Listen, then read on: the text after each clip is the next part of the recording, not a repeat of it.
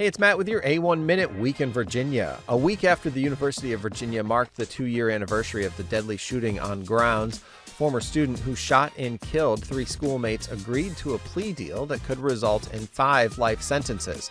25-year-old Christopher Darnell Jones Jr. pleaded guilty to 3 charges of first-degree murder, 2 charges of malicious wounding, and 5 firearms charges. The Virginia Military Institute and prospective student have resolved their claim that she was sexually assaulted by a cadet in the school's barracks during an overnight, quote, open house event in September 2021. A lawsuit filed by the then high school student was settled during a private mediation session in Roanoke's federal court, according to court records. A state revenue surplus of $3.2 billion is projected by the House Appropriations Committee in the fiscal year, and next, Governor Glenn Youngkin signaled that he intends to make one last pitch for tax cuts in the revised budget. While the Democratic-led Assembly will continue to push for additional investments in K-12 schools, higher education, and health care.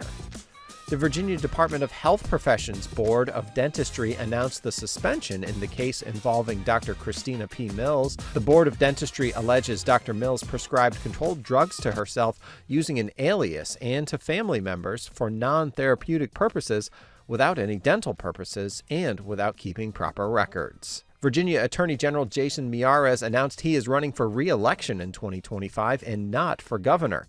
Miyares' decision not to compete with Lieutenant Governor Winsome Earl Sears for the GOP gubernatorial nomination increases the likelihood that Virginia will elect its first female governor in 2025. And Liberty University defended its decision to fire Eleanor Zinsky, a transgender woman, from her job at the university, arguing her termination was based on the school's religious beliefs and did not constitute discrimination based on sex in violation of federal law.